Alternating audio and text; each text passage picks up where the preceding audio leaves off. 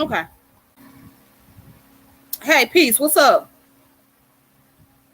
Can you hear me? Peace. Yes, I can hear you. Can you hear me? Yeah. Yeah, I can hear you. Yeah. So, All right.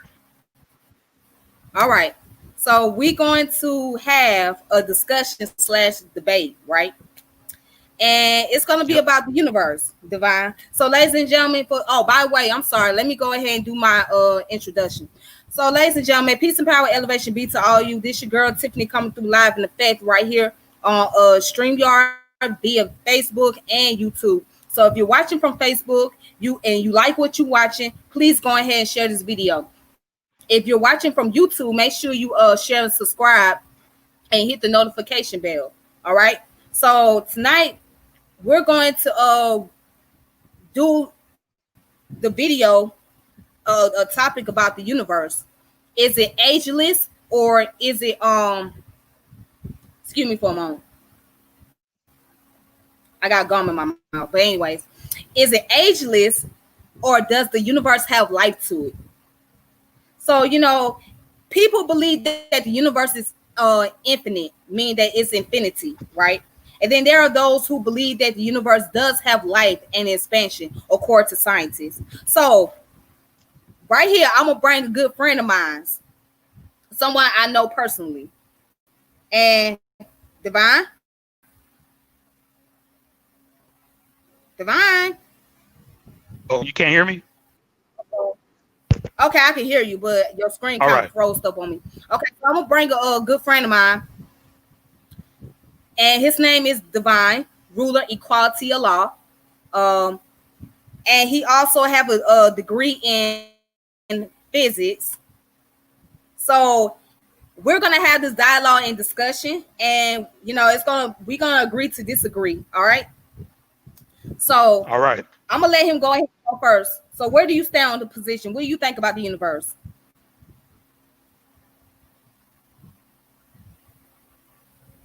Divine? Yeah, I'm here. Yeah. I'm just making sure the network works. My name is Divine Ruler. I'm in the nation of God and Earth, or what's called the 5%.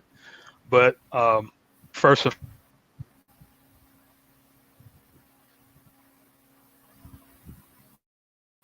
Divine? Divine, your screen frozen up. He's freezing up, you guys. Hold on, give it a oh, second. okay. Okay. Can you hear me and see me? Yeah, I can see you. Okay. Uh, my name's Divine. I've got a master's degree in physics from Purdue University. The concentration was in high energy physics, which people call particle physics. But I've also studied things like general relativity and those sort of things. So my perspective about the universe and its age, or whether it's infinite or not, to me, the universe does not have a beginning nor ending. Um, what is perceived as a beginning may be called a choice in metrics in terms of how you view the universe, but not necessarily that it actually has a beginning time wise. Um, Hmm. and I'm going to leave it there um, until we start evolving this discussion with the points that need to be made. Okay. So where I stand on my position, I believe that the universe itself is conscious, and I believe that it has some form of life expectancy. Now the question, as far as the age is concerned, that part I'm not quite sure, but I do believe that the universe has some form of life expectancy, but we can't tell it from our own eyes because we're living as organisms, we're human. So by the time the universe go into a process of becoming extinct, or when it passes on, we won't be here. We'll be long gone. So I believe there is life in this universe, and I believe that the universe does expand itself and does have some form of consciousness. Okay. And so Um, divine.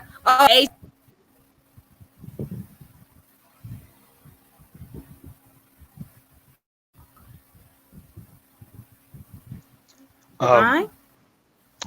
yeah, I'm here. We probably have some messed up network connections. Is what's Okay, going yeah. on. Maybe it's your connection because my connection is fine. I can. How about this? Try to go in and out. Try to go in and then come back. All right. All right. So, okay, to back up my argument, why do I believe that the universe have a consciousness? Because if it did not have a consciousness, then how is it going to be able to expand itself? How is it going to be able to, go from one state to another? So, to back up my argument, I will support it based on the scientific facts. So, what I want to use is I'm going to use the scientific source to validate the argument that I'm trying to make. All right. So, let's look at the university life cycle, right? And can't you guys hear me? Everybody can hear me, right? Okay, cool. I hope you guys can hear me.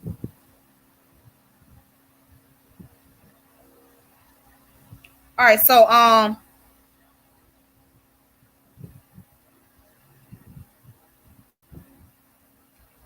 gonna go on spacefacts.com. Try to.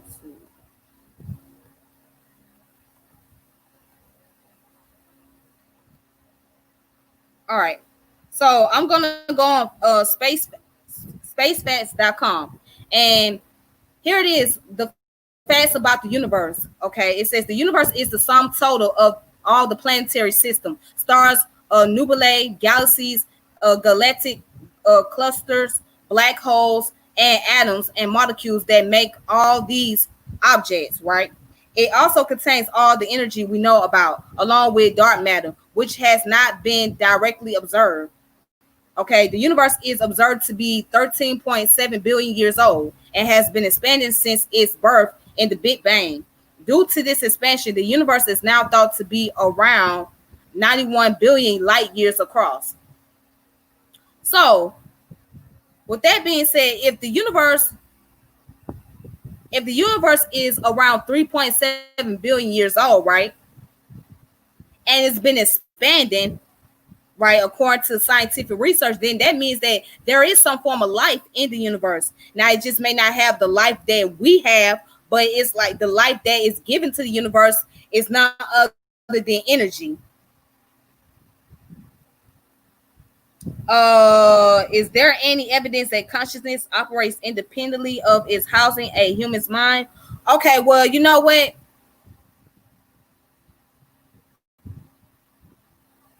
I have done a topic on consciousness a while back. I did a video about that. There is still an ongoing research about consciousness. All right. So, okay, and that's what I'm saying. And if you listen to what I'm about to tell you, okay. But you asked the question. You say, is there any evidence that consciousness operates independently of its housing a human mind? All right. And so I'm going back to what I was just telling you before. Yes, there's still an ongoing research as far as how consciousness is relatable to the human mind. So as of right now, we all can operate under the subjective concept. We don't have the exact absolute answer. Right, I said life, but I'm talking about the universe. I'm not talking about humans. Okay? See, you brought up the human mind concept. I'm talking about the universe. Divine, can't you come back in? Divine. Divine. Can't you try to come back in, Divine, so I can so we can finish this up? Yeah, but let me see if Divine can come back in.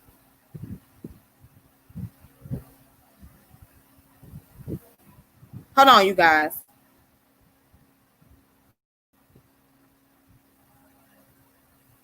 I'm waiting to see if he can come back in so we can finish up this discussion.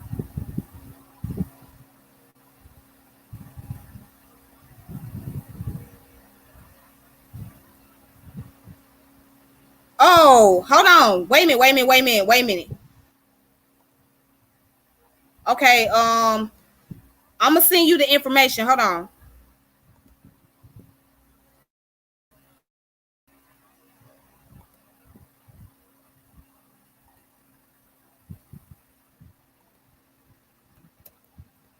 Okay, try to log back in. Try to log back in, Divine. Try to log back in. So I just sent you the link, so you should be able to try to log back in.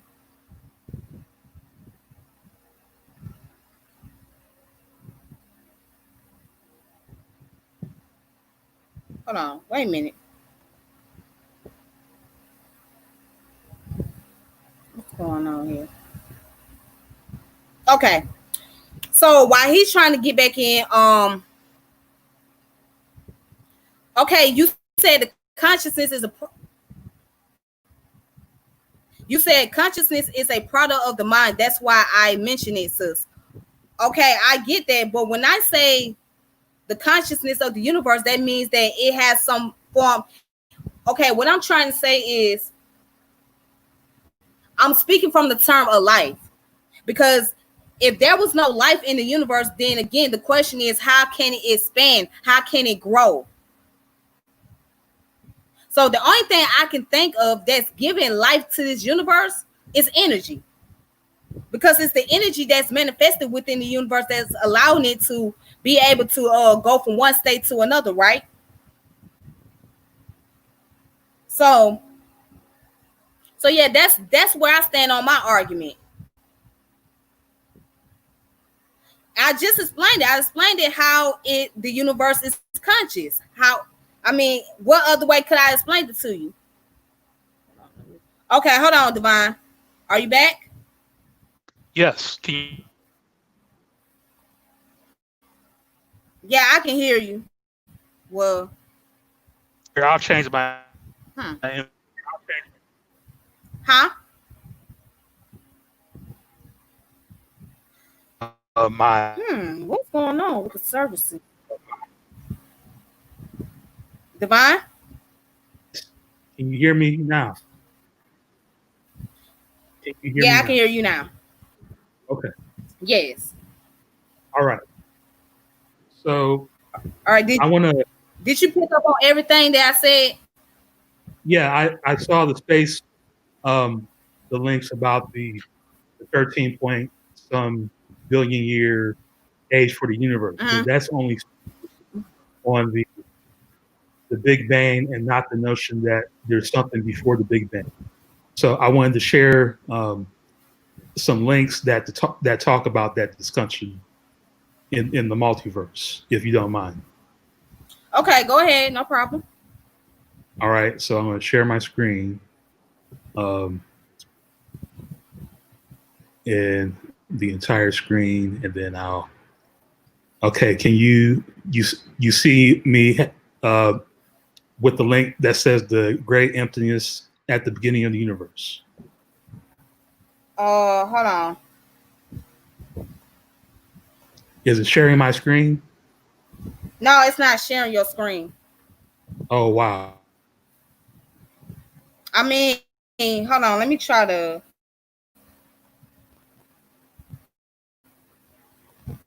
I don't see it. I don't see it So popping up. okay, I'm going to Maybe let paste the me link see if in I here. can. Let me. Okay, let me. Hold on.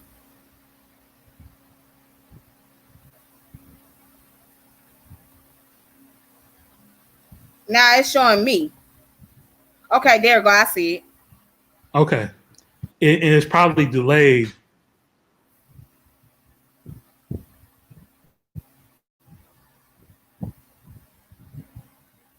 Is the Big Bang, and whether or not that's true or not. So, ideally in traditions that we're familiar with in the community, so to speak, whether you talk Uh huh. about Kemetic or Nation of Islam or Ifa, uh,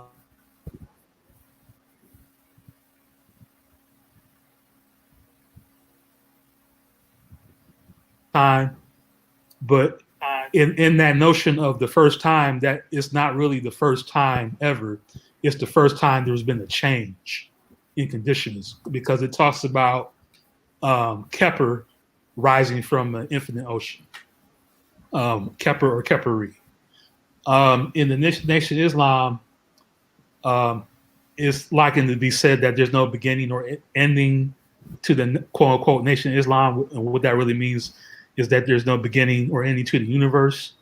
But in the sense, in the mythology in the Nation of Islam, they talk about this beginning time matching when atoms start moving around, basically. So the notion I want to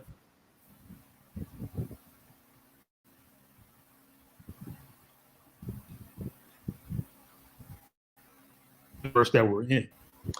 And my perspective is that it's just a phase change in this part of the universe that we're in. It's not really the beginning of the universe. It's the expansion of our local universe out of a former space-time. And this is why I'm bringing up this link in general relativity and cosmology. The great emptiness at the beginning of the universe. It was published recently. It was submitted in 2019 and published in March 2020. And here's the abstract.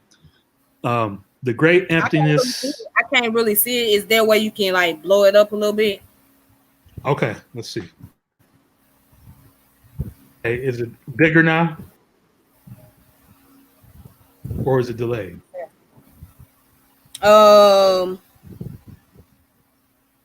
Okay, it's a little bit bigger now. So C. Wetterick, the abstract for this paper, the great emptiness is a possible beginning of the universe in the infinite past of physical time. In the beginning, quote unquote, in the beginning, particles are extremely rare and effectively massless. So he's not saying in the beginning as in the beginning, but previous to the universe that we can see and hear. Most of the particles are rare and effectively don't have any quote unquote mass or weight. The only exception, values of fields and average fluctuations characterize the light-like vacuum of this empty universe. Basically, what that sentence means is that for all intent and purposes, most of the particles that would exist in this kind of universe would be like radiation.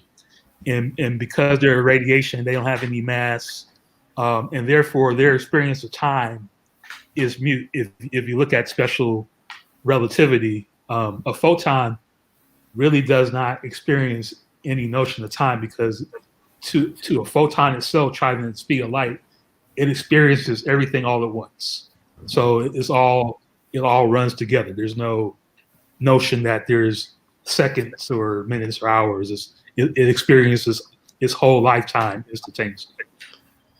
The physical content of the early stages of standard inflationary cosmological models is the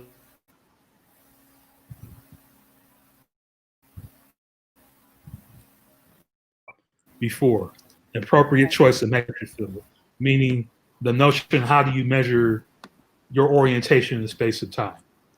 The primordial flat frame, for which the beginning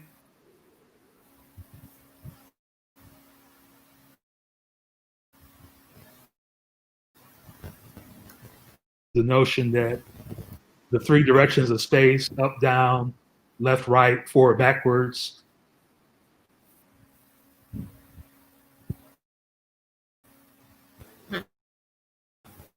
such a way that the time dimension has a different rate of flow than the rest of space. And that rate of flow is relative to the square of the speed of light. Our observed inhomogeneous universe can be extrapolated backwards to the light-like vacuum in the infinite past, and therefore can have lasted eternally. There is no physical Big Bang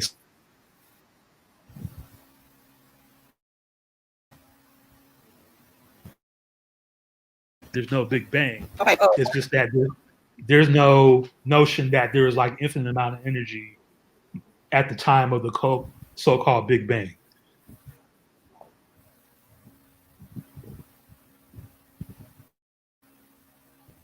Has infinite destiny, but physically, that would be very weird to observe. So it's not like it has infinite density; it's just very dense to the point that the laws of physics become warped.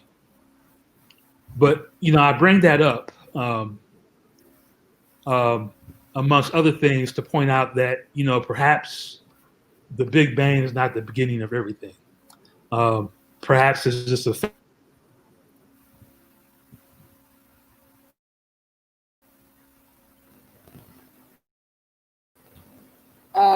how can you prove that? Oh, did you want me to pause, or do you have something to say? Okay, well, repeat your question again because you went out. Okay, some people ask, well, how can you prove that? Like, how can you show that in a way that people can measure? And so I want to point out another article here. Okay. In astrophysics called Evidence Against it. Okay. Can you hear me?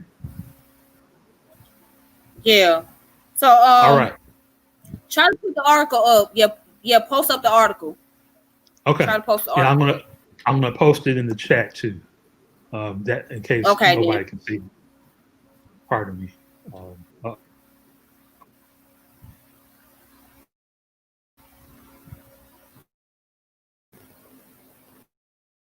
Okay, so.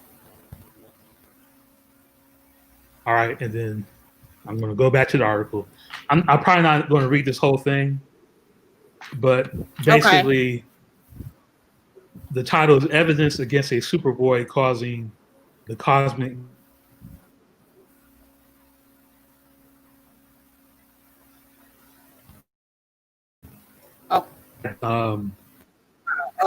The CMB satellites trying to measure the cosmic microwave background. Basically, it looks like in every direction, the temperature of space is 6 degrees Kelvin.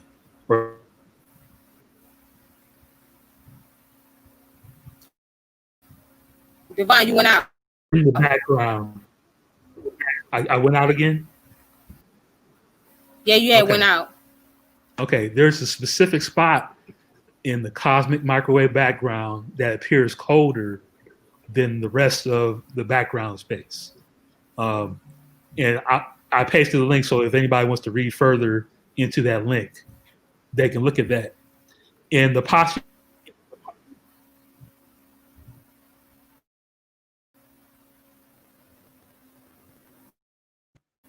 correct for any errors or any optical illusions or anything like that.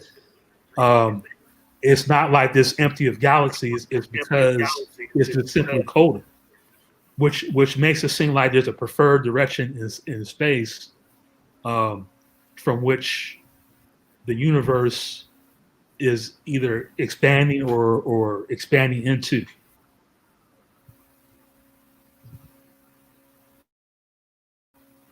Okay. All right. So collided with the. Did it collide with the parallel universe, or did it expand from that spot? So that's all I was bringing up. Okay. Okay. Cool. Yeah. So I just want to read something that was put out 2 days ago, and let me see. Hold on. Let me go ahead and share my screen. Okay. Okay. So can you see my screen? Yep. Bitdefender. Older surviving light. Yep. Okay. Okay then. So what I'm gonna do is I'm gonna blow it up so you can see it all the way. Yep. Okay. So the oldest surviving light reveals the universe's true age. Now, going back, remember earlier I said that it is 13.77 billion years old, give or take 40 million years, right? Okay, well, this is what they had to say. Ancient light from the Big Bang has revealed a precise new estimate for the universe age 13.77 billion years, or give or take 40 million years. Now it says right here, the new estimate based on data from an array of telescopes in the Chilean Atacama Desert also weigh in on one of the most important disagreements in astrophysics. How fast is the universe expanding?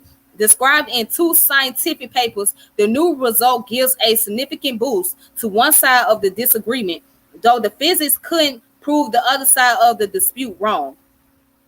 And here's the problem. Physics need to understand the universe expansion rate to make any sense of cosmology, the science of our whole universe, past, present, and future. They know that a mysterious substance called dark energy is causing the universe to expand at an ever-increasing rate in all directions. But when astronomers point their telescope into space to measure the Hubble constant, the number that describes how fast the universe is expanding at different distances from us or another point, they come up with numbers that disagree with each other depending on the method they use. So, Divine, did you hear it? Divine. Can you hear me? I heard everything that you said. Yeah, I can hear you. Did you hear everything I said? Yes, I did. Okay. So now, with that being said, the only thing, they did not deny anything about the universe not having any life to it, but the only thing they have an issue on is agreeing with the calculation or the measurement of the universe. Okay. So what I want to do is I want to play a little video clip that's on here, and to kind of expound on all of this. So please just let me know if you can hear it. Okay. Walk back even further. Hold on. I can hear it. Okay. How did the universe begin? But that simple question is much more complex and nuanced than you might first imagine. And the truthful, honest answer to how did the universe begin is we don't know.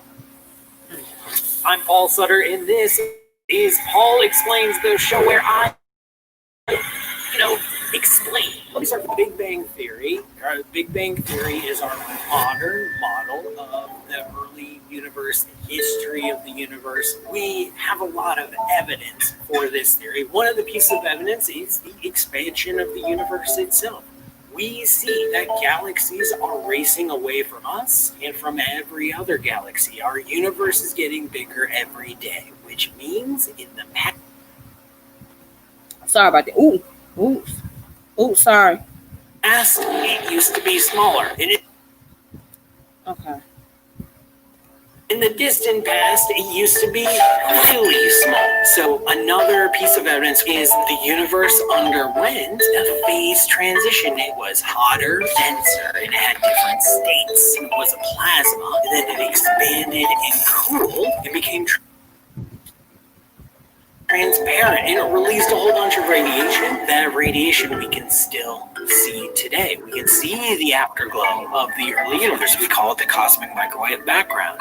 And we can push the clock back even further. In the earliest moments of the universe, it was so hot, it was so dense, it was so intense then, that elements were being fused. Hydrogen and helium and lithium were being created. We were able to predict how much helium and hydrogen and lithium there ought to be in the universe. So we can compare that to observations, and guess what? We get the right answer. So we understand the history of the universe through Einstein's theory of general relativity. General relativity tells us how the universe has grown and how quickly it's grown. In general relativity, Once you plug in all the ingredients for what the universe has to offer, you can calculate an age of the universe, and this is how we arrive at our current estimate of the age, which is 13.77 billion years. But 13.77 billion years since what? Since the beginning? Well, in general relativity, at a certain point, 13.77 billion years ago, it was so small, it was infinitely small. Our entire universe was just an infinitely tiny point, something we call the singularity. But what was actually going on then? We don't know. Because at the singularity at that point, general relativity, which is our model of how we understand this, breaks down. We don't understand the earliest, very, very earliest moments of the universe. We need new physics. We need like a quantum theory of gravity to unlock this. We need to know, was there something there? Did it come from something else? You know, we just don't know. But after that point, the clock starts taking that stuff. You know, where did it start? Where did it come from? Still working on that. Okay. So I gotta admit, based on watching that video, it does go back to what you were saying about the probability and not having the absolute answer. So again, I mean, I can admit that, you know what I'm saying? I'm gonna be honest about that. I can admit that, of course, they don't have the exact answers. So science don't have the exact answers as to how old exactly what the universe is, because they don't know the actual beginning of the universe. You know what I'm saying? Understood. So I mean, so it's like, yeah, they know that. So my point is, we know that there is a beginning, but we just don't know where the beginning has started. So I can't sit here and say that the universe is ageless, because we can't, you know what I'm saying? I have no way of proving that it's ageless per se. You know what I'm saying? But so the only thing I can think of is where there is a beginning, but we just can't calculate the beginning, because as the video described, it was, you know, very, very tiny, very small, you know, almost invisible. That, you know what I'm saying? That it's hard for you to be able to find out, you know, what's the beginning of its, you know, it's time. So the only thing you can do is go by the measurement and, you know, use calculation and come up with the estimate number. If I can respond. Okay. So the point of the Big Bang formalism posits that the Big Bang is the quote unquote beginning of the universe. But as you saw in that video, it doesn't explain how the Big Bang occurred, and perhaps new physics is needed. And the links I posted up are part of this workflow of physicists trying to come up with the new physics, explaining how can a Big Bang occur. And in some of those models, the Big Bang is not necessarily the beginning of the universe, but it's just the expansion from a multiverse, which may or may not be eternal. So if you look at it that way, and especially if you want to posit that the universe has life or is experiencing life, if you think about most life that we observe, life is generated from parent organisms. So perhaps the local universe that we experience is generated from a parent universe that had a different set of physics or different energy constructs, and it expanded from that parent universe into this bubble universe that we see now in this multiverse.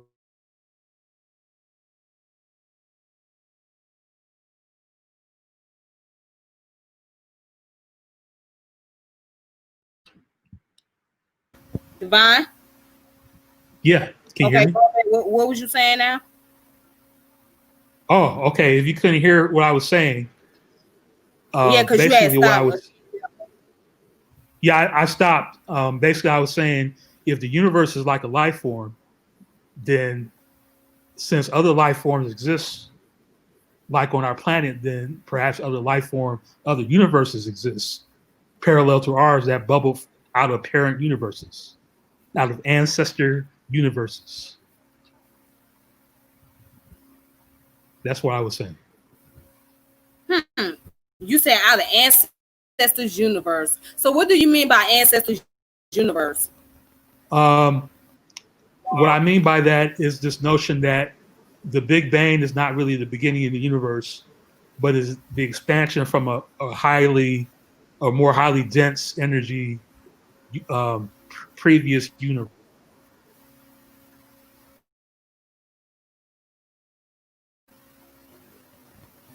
Kind of Okay. universe in various bubbles, just like an organism gives birth to its progeny, to its children, and those children will have different characteristics from the parent until those children grow up. Just like the universe that we see is growing, expanding, and then when it grows up to some state, maybe all the black holes in that universe will coalesce, and that will start the chain reaction for a different kind of universe. That sort of thing. So that goes back to my initial statement that it has life, because listen to how you just broke it down. You said that it will expand, right, and then it will grow up, and then all the dark holes, right, and you mentioned about the ancestors, right? So that lets you know that there is a form of life taking place on the universe. Yeah, I'm not disagreeing with you on that point at all. The only point that I disagree with is that the universe has a beginning as the Big Bang. That's the point I disagree with. Otherwise, I agree.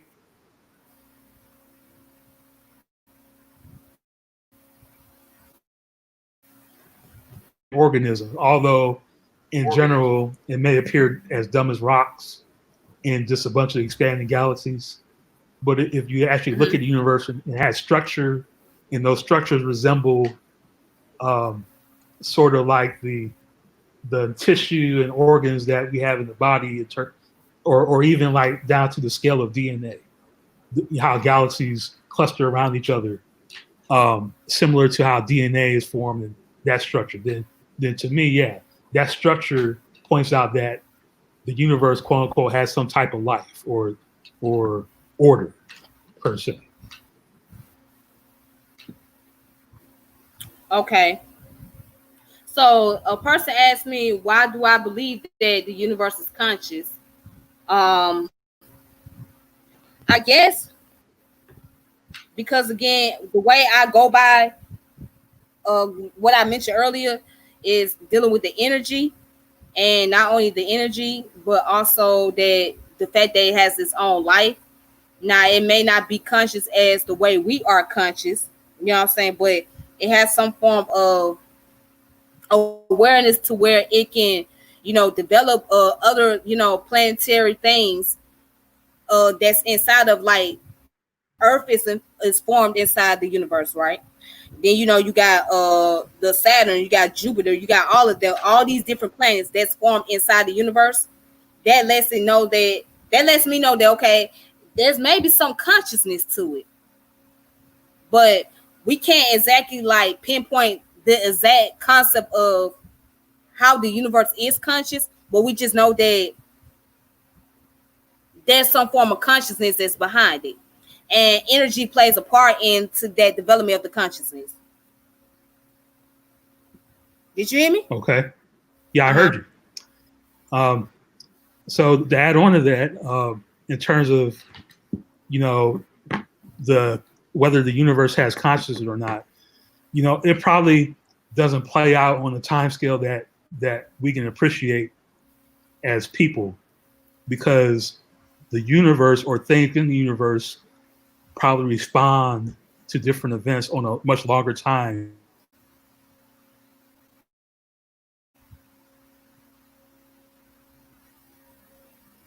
Okay. Will kind of merge with each other and depart, based on general relativity and gravity, and then also perhaps based on dark matter, or this concept of dark matter that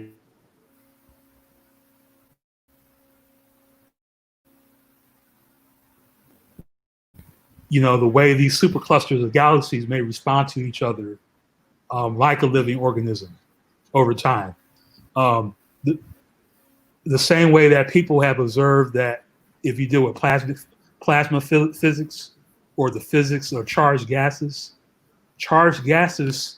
seem to mimic life forms in terms of how they interact with their environment. They'll try to take up all the walls like they're trying to escape and those sort of things. And maybe there's commonalities in that scale from a small scale to a large scale that point to, what is a life form?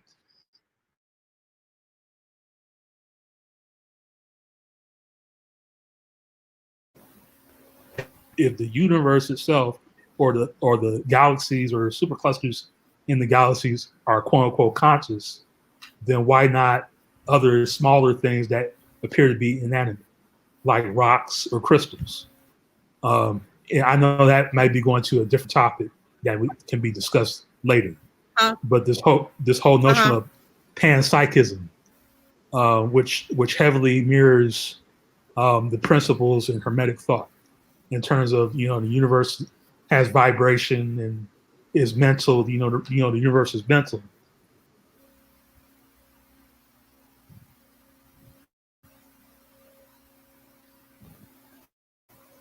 How that organism's nervous system is arranged. Maybe a rock is like a one-cell organism, or a crystal rather, but because it can vibrate a certain way, it can kind of propel itself or respond to its environment. But it's not as sophisticated as a person, as a man or woman that has a whole bunch of things going on in its nervous system that can respond in a bunch of variety in different ways. Okay. Now, let me show you an article that is on NBCnews.com. It's called "Is the Universe's Consciousness? Is the Universe Conscious?" And it's based off the studies that scientists are currently doing, and because they were doing the research and they were still, they was asking questions, studying about how is the universe conscious? Is there consciousness in the universe? So let me go ahead and show this article real fast, shall we? Okay.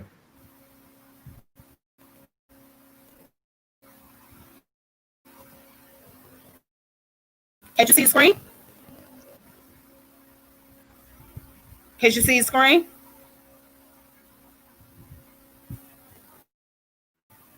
I can see is the universe conscious, and I see a nebula there. I see it.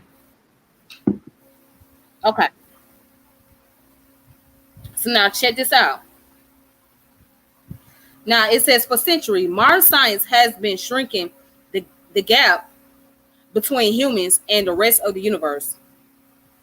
From Isaac Newton showing that one set of laws applies equally to falling apples and orbiting moons, to Carl Sagan intoning that we are made of star stuff, that the atoms of our bodies were literally forged into the nuclear furnace of the stars. All right. So it says, even in that context, Gregory Matloff's ideas are shocking. The veteran physicist at New York City College of Technology recently published a paper arguing that human may be like the rest of the universe in substance and in spirit. A proto-consciousness field could extend through all of space, he argues. Stars may be thinking entities that deliberately control their path.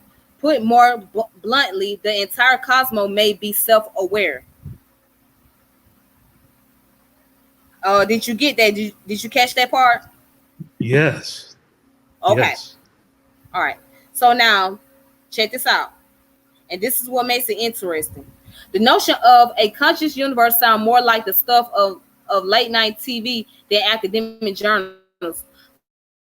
Called by its former academic name, though, panpsychism turns out to have prominent supporters in a variety of fields. New York University philosopher and cognitive scientist David Chalmers is a prominent.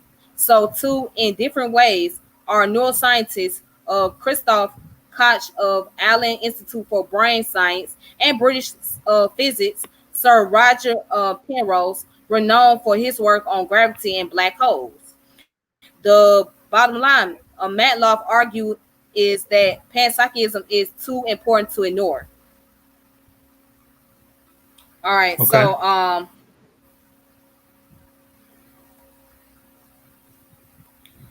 So and then it goes on to say it's all very speculative, but it's something we can check and either validate or falsify. He said. Now, 3 decades ago, Penrose introduced a key element of panpsychism with his theory that consciousness is rooted in the statistical rules of quantum physics as they apply in the microscopic spaces between neurons in the brain. And it says in 2006, German physicist Bernard, I cannot pronounce his last name. Is it Hashi? Known both. Just say Heish. Just say Heish. Okay, Heish. Known both for his studies of active stars and his openness to unorthodox science.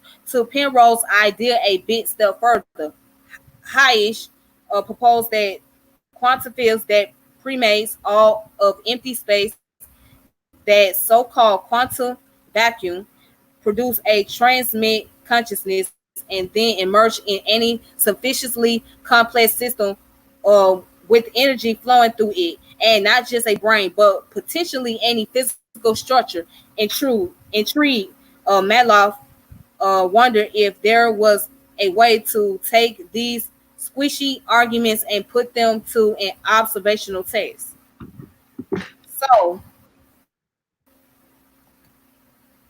So although there is, and this was back in 2017, that's the article was written.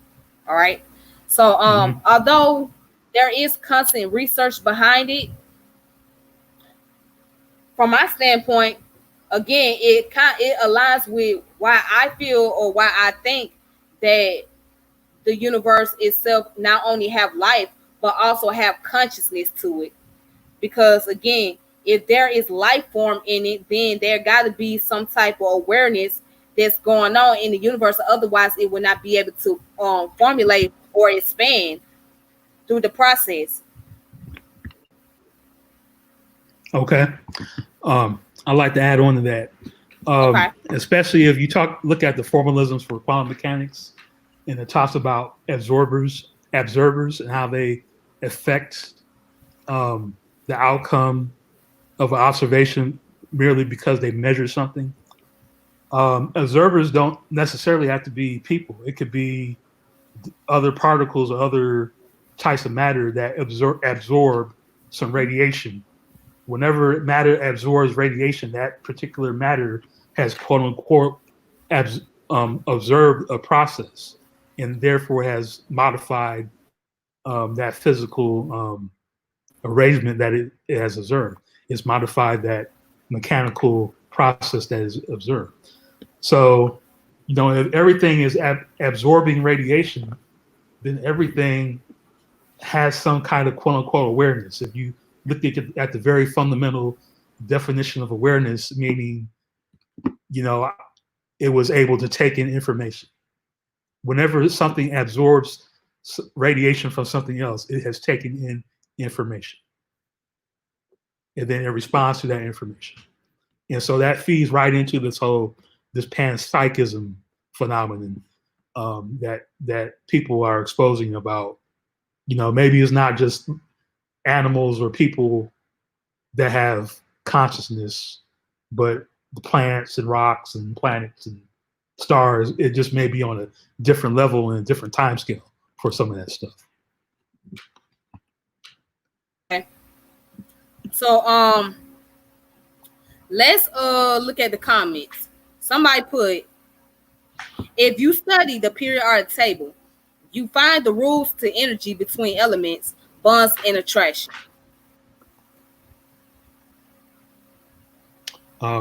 Yeah, I'm not disputing that at all. It's just that how do those elements form?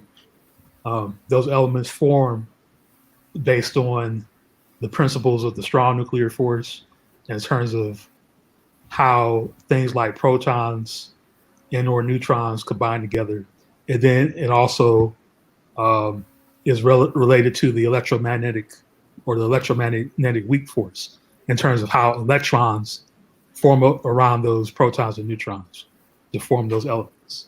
So yes, the periodic table is a summary of how those elements form, but that summary is based on three different, quote unquote, three different forces, which a lot of people say, well, maybe these forces are not all that different depending on what energy scale you look at. Because if you look at high enough energy scales, then all the forces tend to resemble each other. But the energy scale that we experience living on the planet with the temperature that we're living in, then they appear to be distinct. But in fact, they may not be at higher energy levels. And how does that relate to this discussion? You know, is the elementary table germane to the notion that, well, the universe is living because these certain elements is formed, and if the universe had different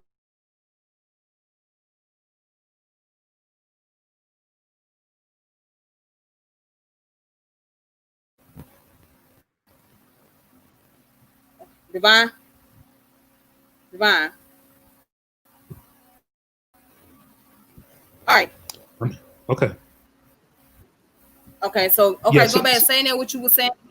so in summary, the elementary table works in the observable universe that we live in, and that points to the fact that this universe, this observable universe we live in, may be uniquely conducive to the elementary table that we see now, in the sort of DNA for how things work for stuff with a mass, per se,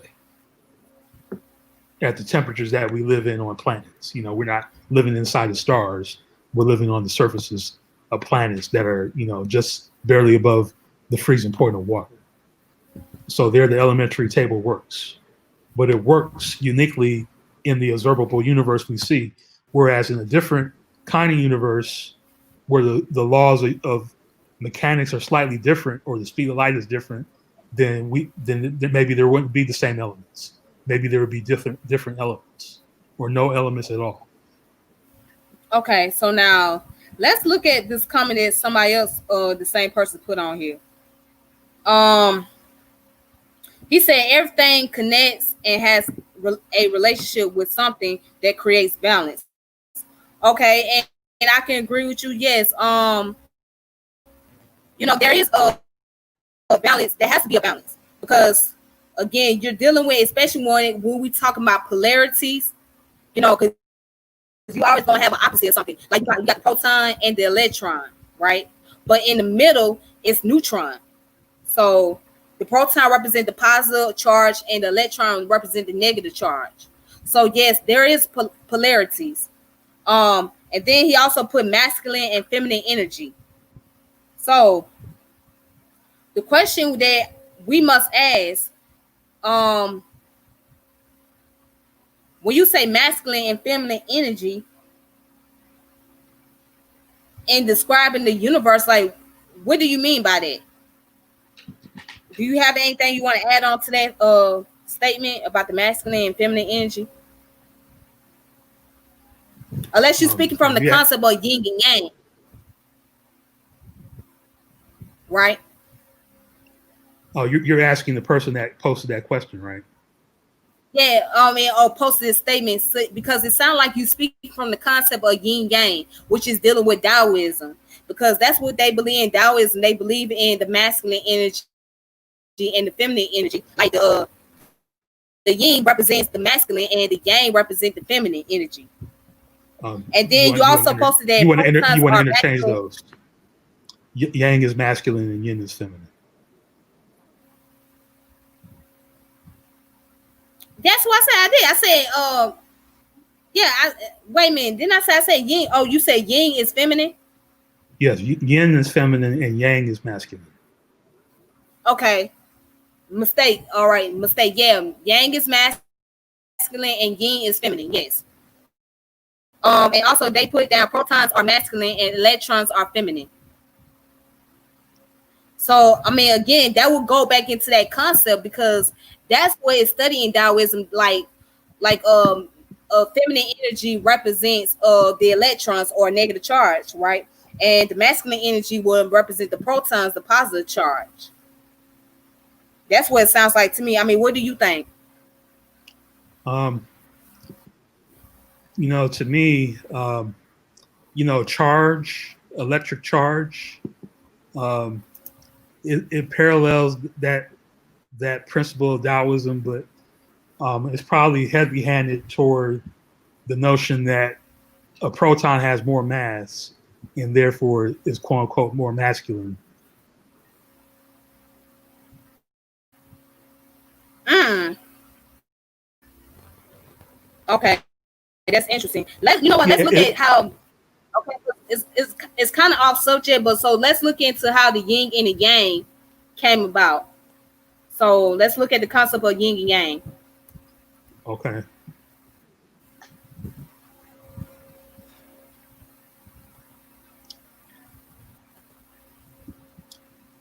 Yeah, while you're looking that up, I'm not sure that that's the best.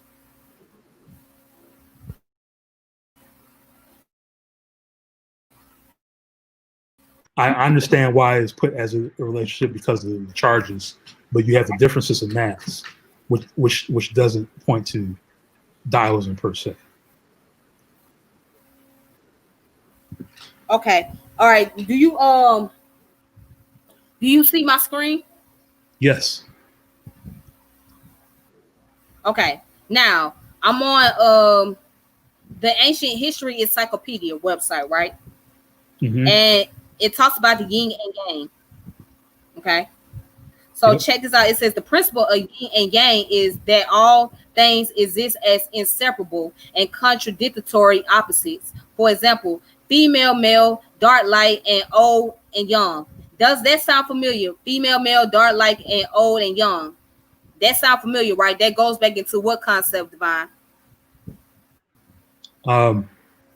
It sounds like what we were just talking about. The complementary of quote so-called opposites, or I mean, it sounds like it's related That to. sound like the Kabbalion. Yeah, Hermetic philosophy. Yes, the Kybalion. Yes. Yep. All right. Yep, the Kabbalion. Yes. All right. So the principle dating from the 3rd century BCE or even earlier is a fundamental concept in Chinese philosophy and culture in general. The two opposite of yin and yang attract and complement each other, and as their symbol illustrates, each side have at its core an element of the other represented by the small dots. Neither pole is superior to the other, and as an increase in one brings a corresponding decrease in the other, a correct balance between the two poles must be reached in order to achieve harmony. So, right, who said Mm-hmm. that?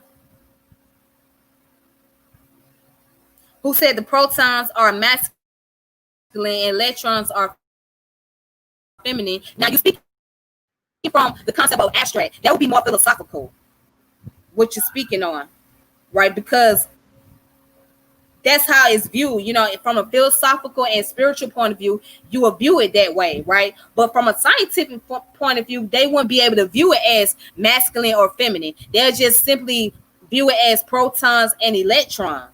But because you're operating in a spiritual concept and also using philosophical concept to help you understand the scientific elements behind it, then it makes sense on the abstract level.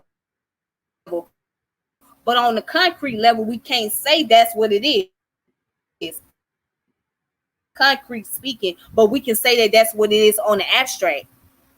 Yep, I agree. You want to add on?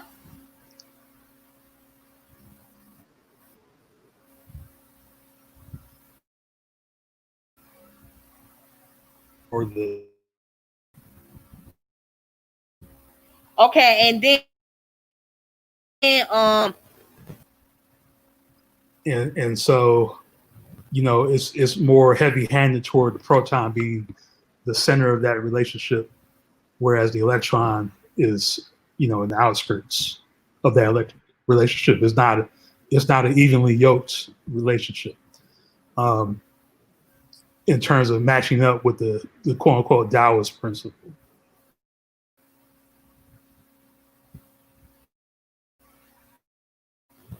okay, and then also he put spirit is energy, which are protons and electrons, and protons are masculine energy. Again, I get where you're coming from, but again, you're speaking from a philosophical point of view and a spiritual point of view. You're using like sacred science to like explain all of this. You know what I'm saying? And that will be working for the abstract or in a subjective way of thinking. Now, subjectively speaking, that's how you view it.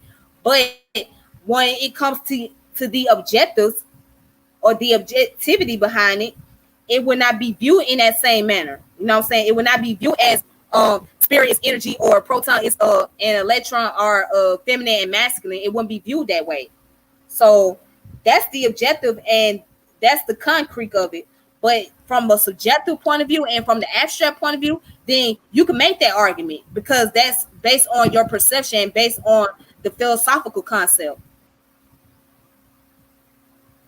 You know? So just like I can make the argument about using 7 Homeric principles to validate my thoughts about the universe, right? You know what I'm saying? I can speak from that spiritual point of view. But when it comes to the objective point of view, then that's something that has to be validated. So, and it has to be validated through scientific research to prove that, okay, is the universe actually conscious, or is there's a age to the universe, or is it infinite or whatever? You know what I'm saying? That's the objective part, and that's something that has to deal with the consensus. So that's why I was explaining that this is what I believe, because I'm only going by what my perspective is and my subjectivity of what the universe is and if it has a consciousness or not. So, but on the objective level, I couldn't really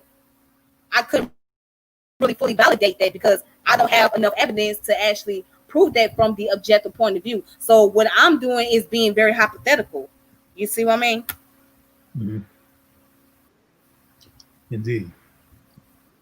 Now, yeah, according to Martin Luther B. McNeil. Now he's talking about polyatomic atoms in polygamy. Okay.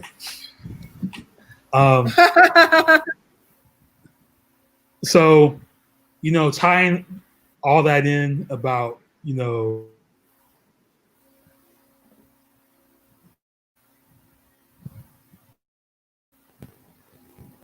some say emotion. If, as is pointed out, people like Roger Penrose, which is a notable physicist in a lot of fields, and some of the people aligned with him are even entertaining the principle of panpsychism, then that all goes back to them embracing in some form or another this notion of the Hermetic principles, in terms of saying that the universe is mental, the principle of mentalism, all is mind, right?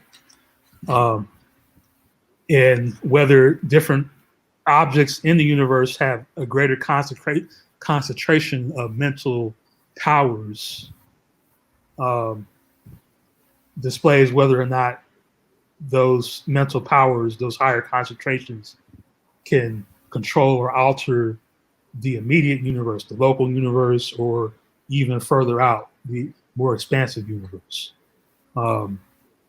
Which, that gets us into some of the New Age philosophy about,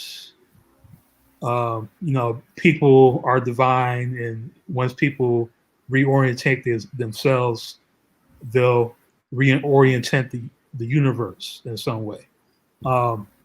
Maybe it's not as simple as that. It's not like magic where I can point at something and make something burn up, but maybe it's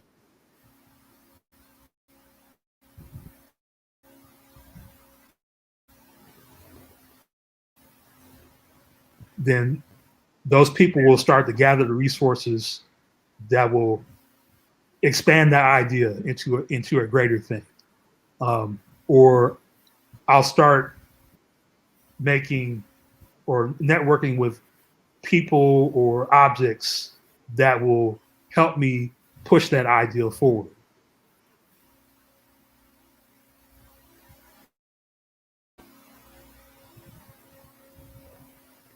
Panpsychism.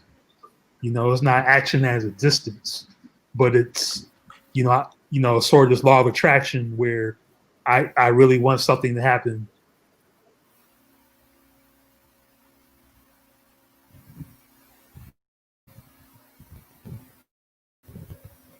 Else around me to reorientate itself to, in order to bring that idea into existence. So that sort of thing. Okay. Although,